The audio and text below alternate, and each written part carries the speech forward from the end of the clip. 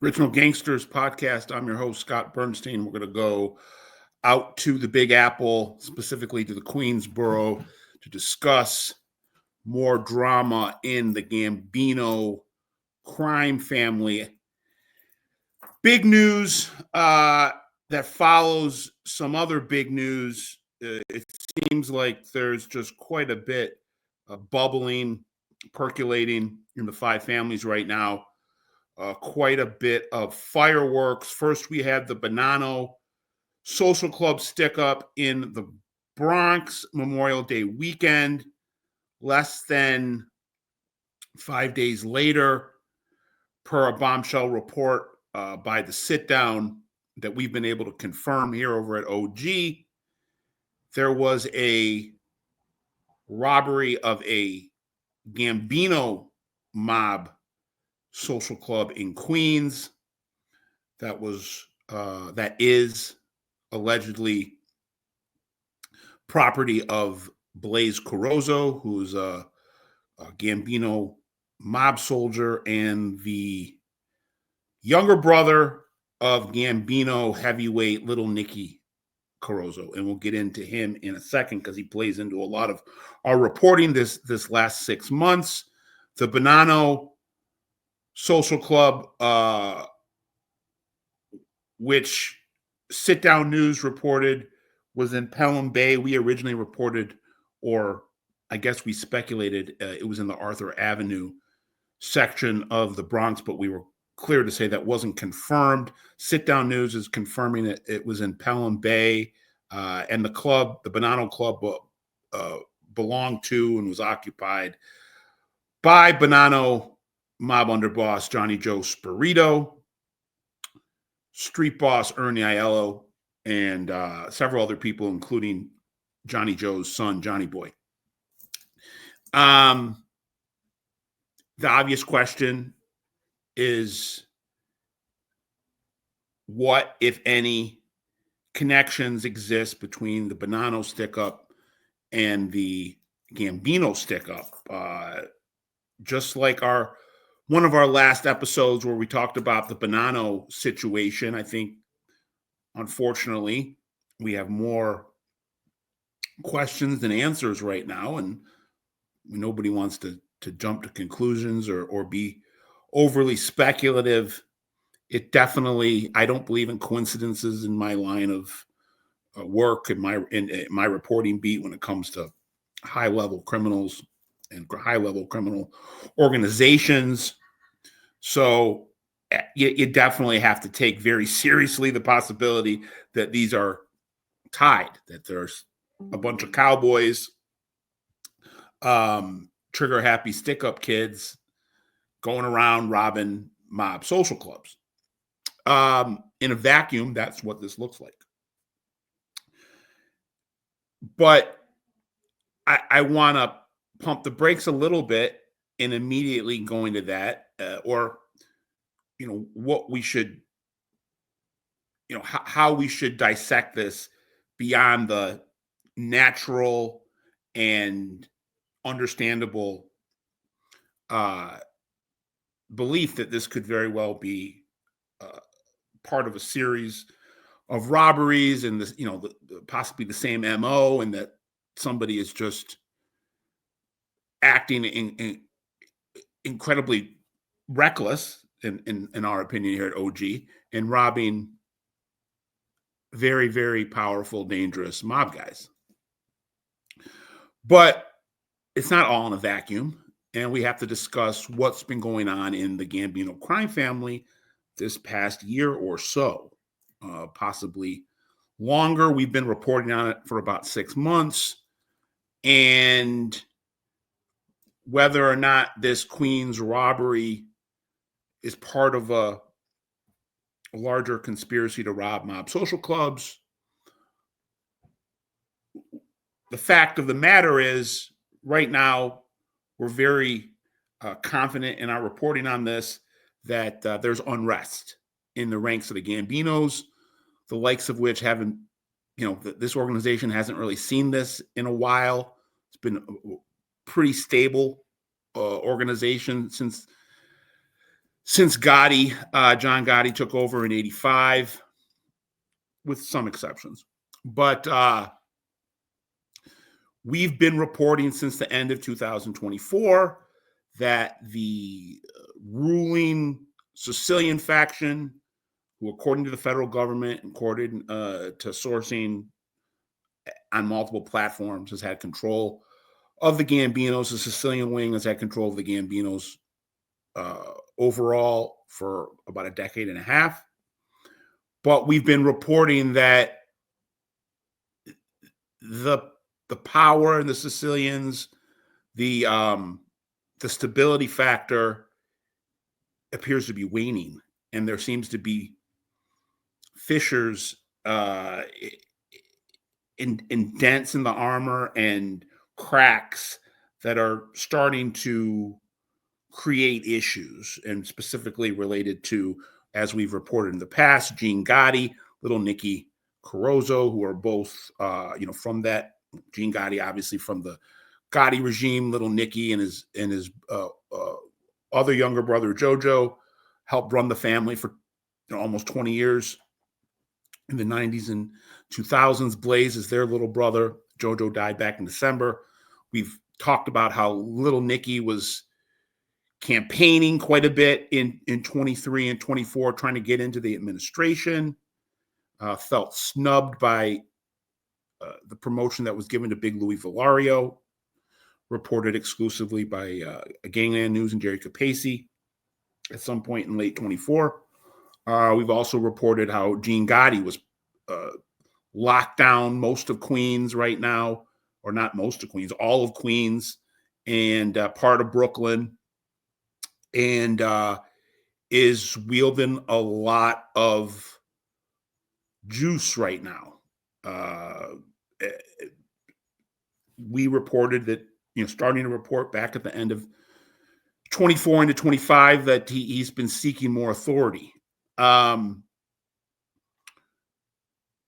fact that this last attack in this 1-2 punch of late May 2025 stick-ups of mob social clubs, second one being in Queens, being connected to the Carozzo brothers, I immediately go to our reporting here at the OG about something that happened back in February, where little Nicky Carozzo had his house vandalized, had a brick thrown through his window, and we're told that the brick had a picture of a pig on it.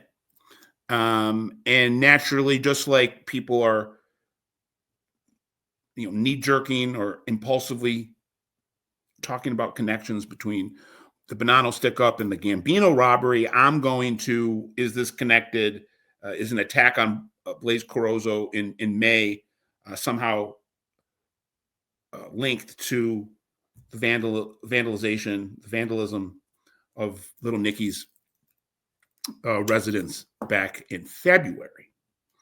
We should also give credit where credit's due, or acknowledge other people's reporting on this.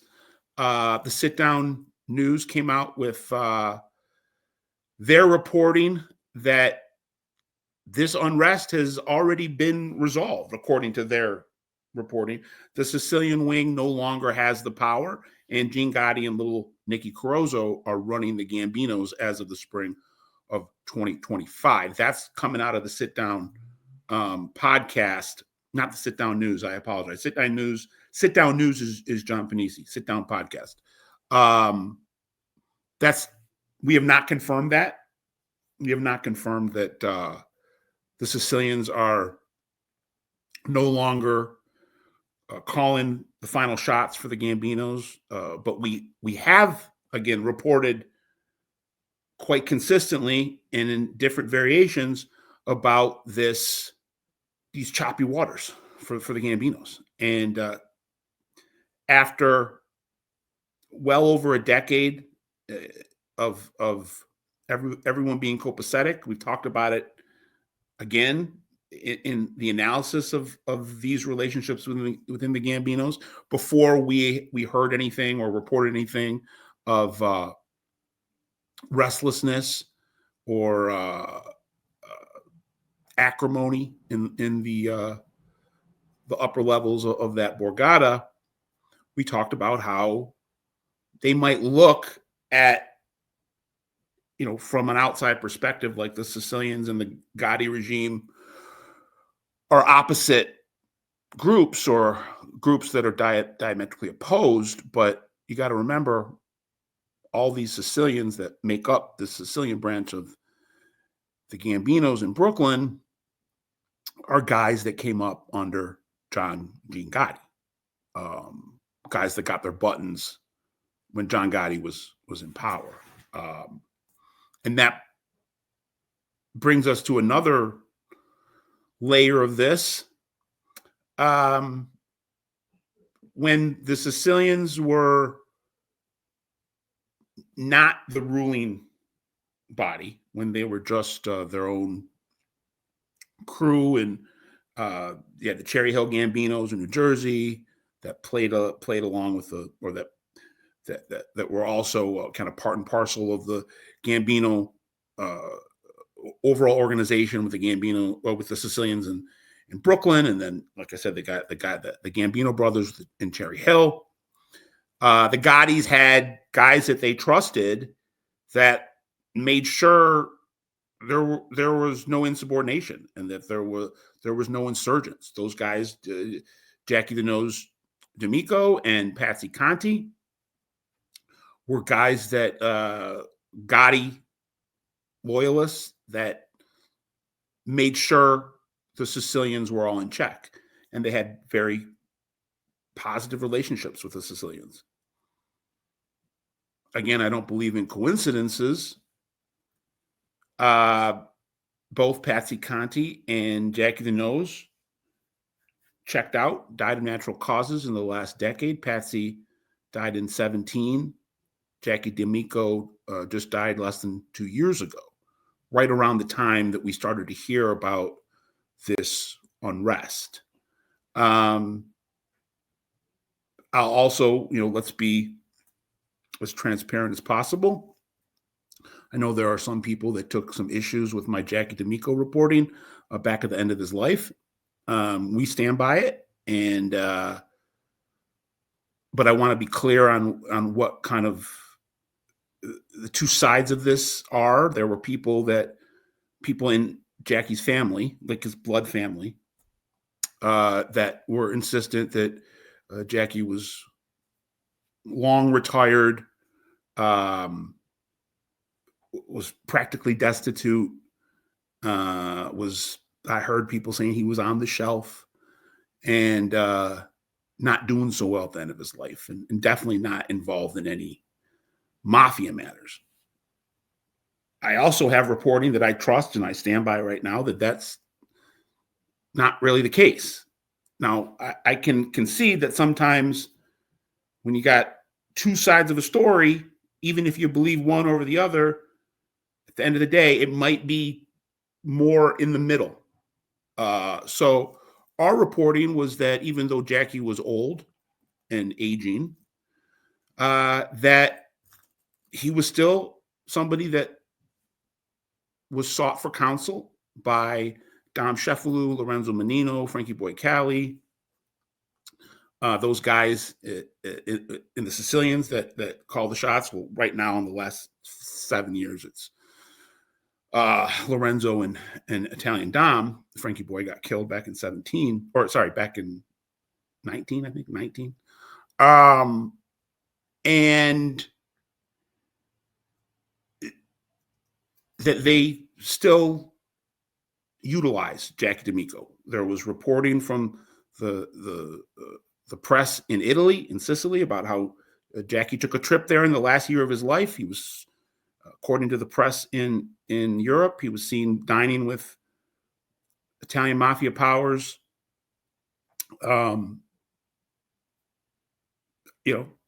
across the pond. And there was, I guess, pictures of it. And nonetheless, I wanted to be clear on what some of the family was saying, but it makes me wonder, now that we're kind of aware that not everybody is playing nice in the sandbox, whatever the scenario right now with the leadership of the Gambinos, if it's the Sicilians are still in power and they're getting pressured by Gotti and Carozzo, who I'm told are kind of in separate camps within their own opposition camp, or if what the sit down news is saying is accurate, and whenever if we are able to confirm that, we'll report it and give credit where credit is due, that it's already been resolved and the Sicilians have stepped away, and Gene Gotti and Little Nicky have grabbed the reins. Now, we will go back to some of our previous reporting at OG and over at our companion web magazine, the Gangster Report, that there has been, very clear communication in the last 6 months from what we're told from the opposition wing to the Sicilians, that they're being asked, the Sicilians are being asked to step away and relinquish power and go basically run their own crew, but don't have any more oversight of the Gambino organization as a whole. We were told that Lorenzo Menino and Dom Cefalù came back to the people that were asking them this at the beginning of 2025 and gave them a no. And that possibly the vandalism at Little Nicky Carozzo's house in February was connected to that exchange. None of that has been confirmed. I'm confirmed that a brick went through Little Nicky's window. That's confirmed. It's confirmed that Blaze Carozzo's social club in Queens, in Howard Beach, was robbed in the last couple of days. That's confirmed. So it's fluid. It's something that I think kind of snuck up on us. But that's just, that's how news travels, especially, when it comes to a secret society. I think there was the belief that they were a cohesive unit, and that Lorenzo and Dom Cefalù were fully in control and had the hearts and the minds of the rank and file. But again, who's ever in charge right now, and we're still firm until we're not, that it's the Sicilians. There's quite a bit of consternation, and it seems like it could be a house of cards right now. And we're not predicting violence. Nobody's making a Western here, as Junior Soprano said. This isn't 1985. It's not even 1995 or 2005. But as we know, in every crime family, no matter what the era, there are going to be political factions and feuds and changes in leadership. Now they're more of kind of the bloodless coup variety, if it ever reaches that point, than assassinations. But the Gambinos are a fragile organization right now. Wherever this robbery, at the end of the day, wherever this came from, who's ever in charge of the organization, who is, there's a lot of questions and not a lot of answers. And again, it's kind of, we had been reporting through 22, 23, I think even into 24, that everything was fine. And I think things started to be not so fine around 23, around the time Jackie the Nose checks out. Another thing we should point out in regards to some of the craziness in the last week or so with these robberies, we really don't have any additional reporting to add with the Blaze Carozzo robbery. But there is some, I guess, difference in reporting in between the sit down and us. In the Bonanno robbery, again, we stand by what we've reported. 4 gunmen, one being of dark complected, dark skinned, and that there was a package in addition to the loose change and watches and jewelry, cash that all the people had on their person. There was a package there ready to go out, 6-figure package. We're reporting that was money earmarked for Mikey Mancuso, the boss, Mikey the Nose, who is the boss of the Bonannos, and we're told that was his tribute package from a collection of kick-ups within the Bonanno crime family in that previous couple of weeks. Sit Down is reporting that it was a package that was going to a Bonanno mob figure that had recently gotten released from prison. That's not what we hear. But again, I wanted to be clear on what both outlets are reporting. But we're confirming this. I know there's been some blowback from the proverbial peanut gallery. But, it's not just, this isn't a secret. And I know there's a lot of people that sit there and want to, nitpick from behind their computer screens, and that's their right. But the reporters aren't making this up. This happened. There are consequences and ripple effects. This is all people are talking about. The people that run the 5 families in New York, this is all they're talking about right now. People are holding meetings with each other. All the families have reached out to the Gambinos and the Bonannos and told them that they have their full support in trying to get to the bottom of this. I know that this is something of great concern to a lot of different people. And this is not being made up for clicks. It's not being made up. People aren't using us to get out fake news. This happened. We've all confirmed this multiple times over. And we have nothing to do with the reporting and other outlets. But taking them at their word, they've confirmed it. We were able to confirm it on our end, which confirms what they're saying. So I really push back on this notion that there's some type of grand conspiracy amongst content creators to, contrive or conjure drama that's not there, to create monetization. Like, people don't understand the way that the internet monetizes. The kind of clicks that we're all getting here. I mean, you get a little bit of money, but this is not the Mr. Beast territory where stuff that you do can make hundreds of thousands of dollars of difference, or we're talking peanuts. So wanted to address that. These robberies really happened. We don't know exactly where they came from. We don't know. We're not close really to finding the definitive motive, the definitive doers, but they happened. And this is being, it's all hands on deck.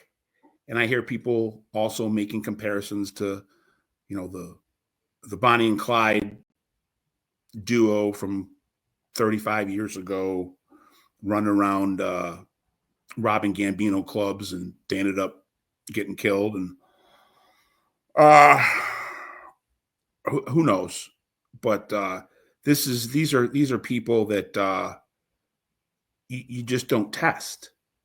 Blaze Carozzo, not known as a violent guy, he's got a federal record. I think he did 18 months on a bookmaking pinch back in the 2000s.